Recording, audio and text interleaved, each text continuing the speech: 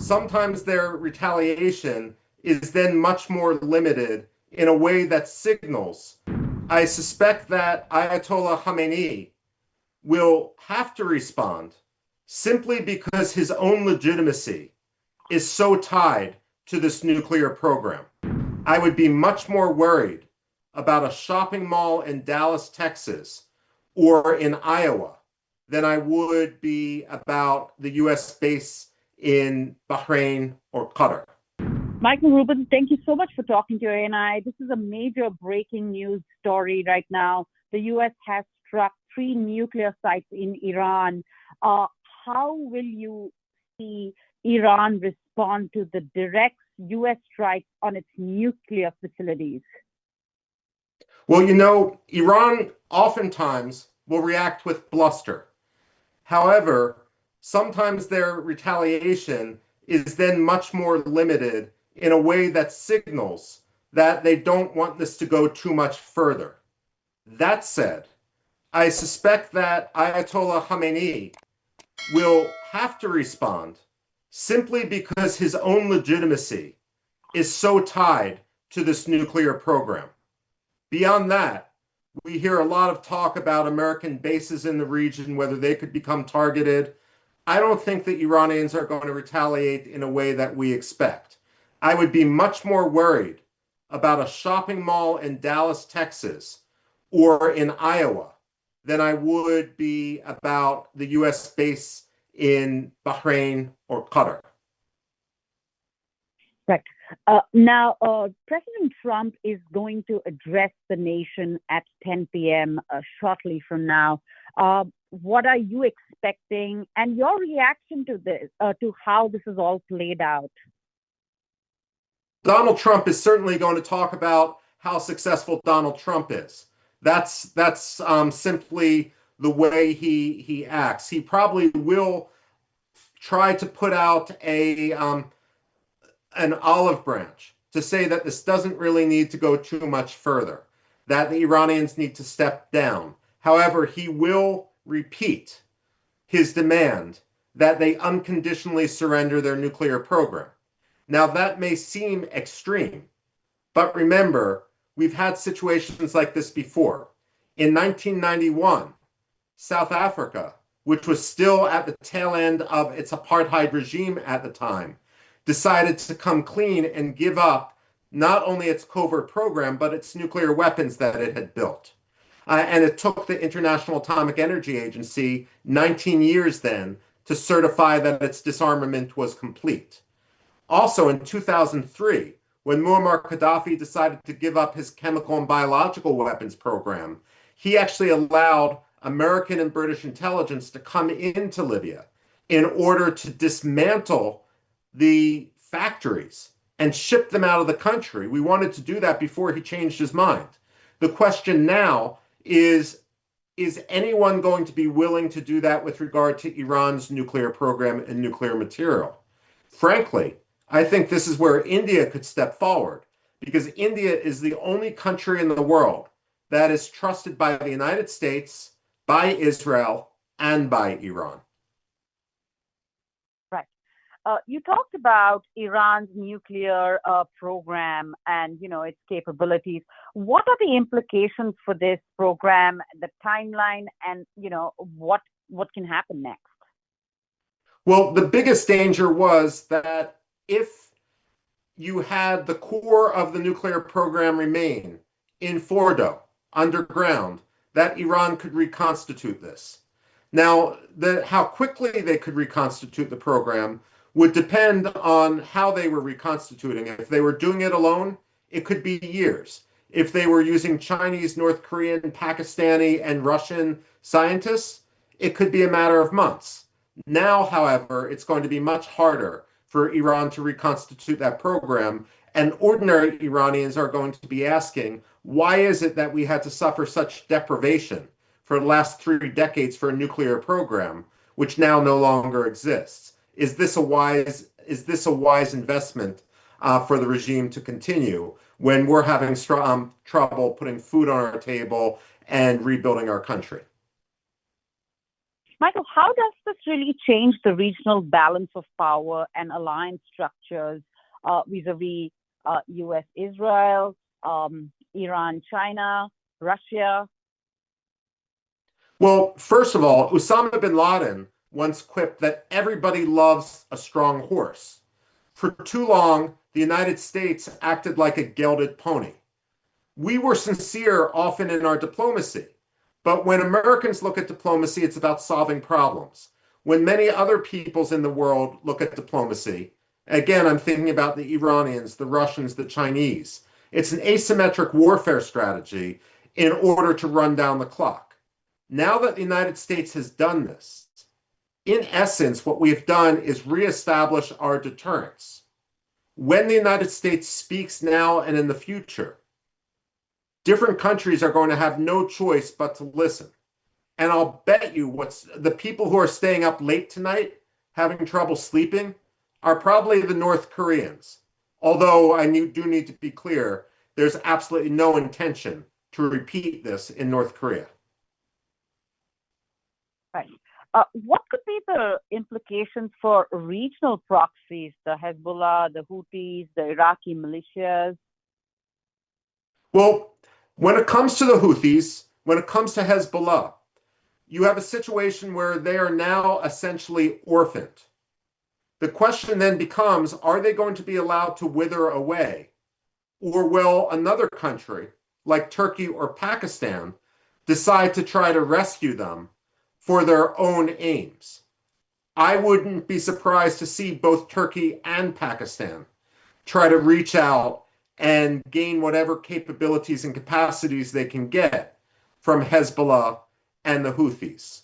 When it comes to the Iraqi militias, the Iraqi government, as much as it's been supportive of Iran rhetorically, has been very careful about ensuring that its militias stay in the barracks and don't draw the country in. Now, on June 13th, and again on June 19th, Grand Ayatollah Ali Sistani gave a major speech, a statement, in which he condemned Israel and sided with Iran. His most recent statement, however, was all about the need to work through religious and legal norms.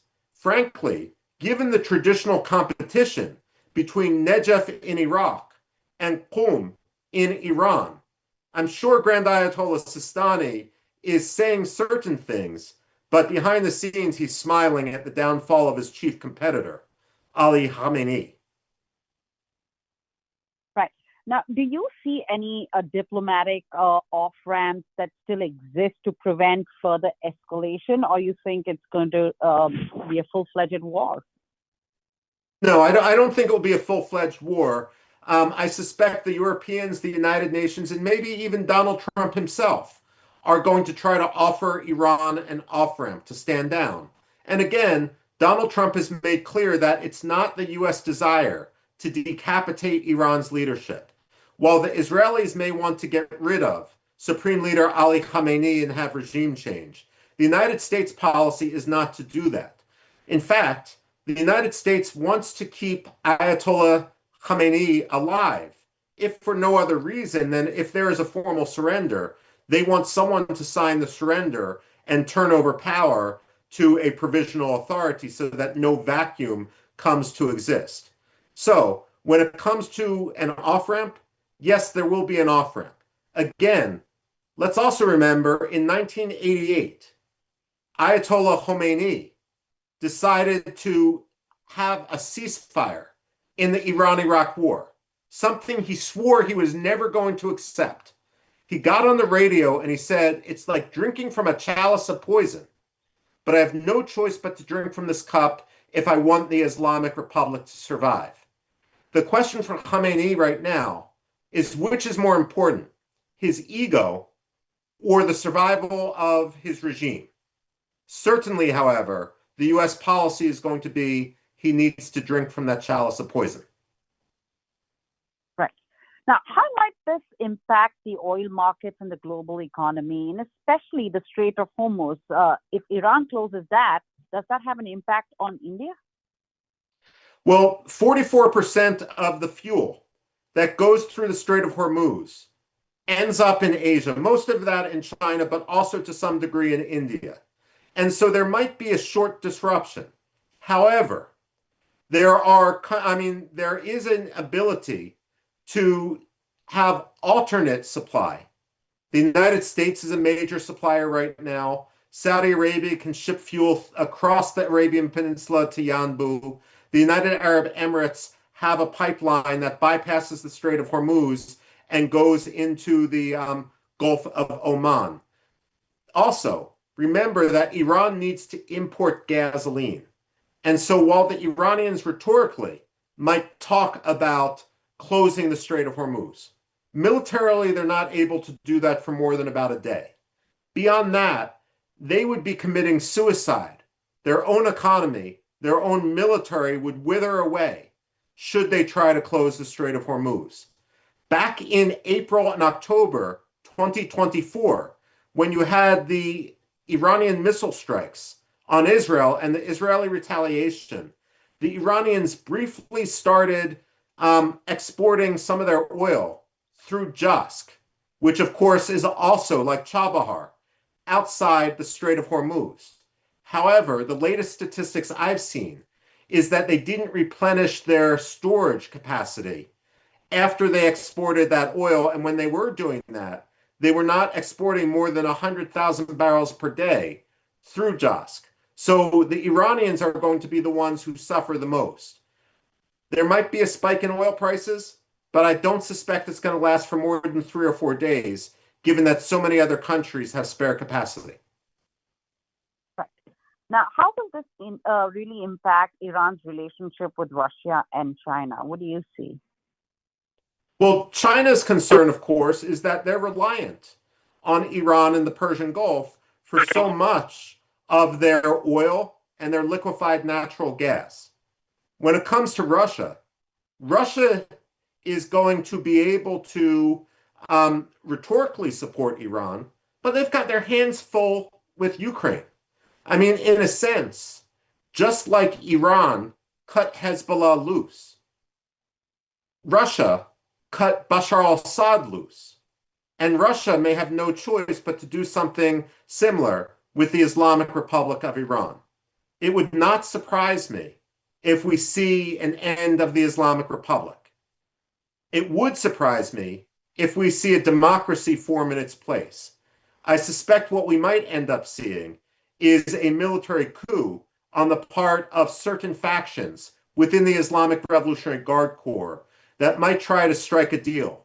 Iranian sovereignty for Iranian non-aggression. Right. Just moving on from this topic about Pakistan formally recommending U.S. President Donald Trump for the Nobel Peace Prize.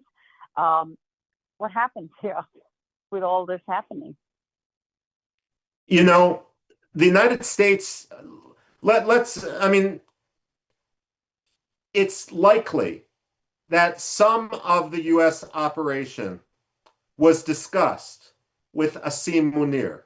Maybe not in detail, but maybe something to the effect of passing some messages to Iran or talking about the possibility of overflights. Perhaps it was put in the context of reconnaissance rather than military attacks. And also, one of the things we also likely discussed with Pakistan was, should there be any damage to U.S. aircraft, ability of the U.S. aircraft to land inside Pakistan. Honestly, in 2003, when we started the Iraq War, we made a similar deal, ironically with Iran itself, that American planes could land on Iranian airfields and that the planes and the pilots wouldn't be molested. That said, there is a pattern in American-Pakistani relations where we will offer Pakistan incentives when we need them. And as soon as we stop needing them, then we stop being so generous. It wouldn't surprise me to see that pattern repeat here. And frankly, Pakistan knows when they deal with the United States, we are fair weather friends. Historically, when after the partition of India, wanted to ally with India. India, Nehru, didn't want to ally with the United States. He wanted to go non-aligned. And so Pakistan was our second choice. It was almost like asking the pretty girl to the prom, getting rejected, and then going to with the ugly girl instead. Well, Pakistan is used to us playing these games, and they should continue to be used to it because India, frankly, is a much more important country.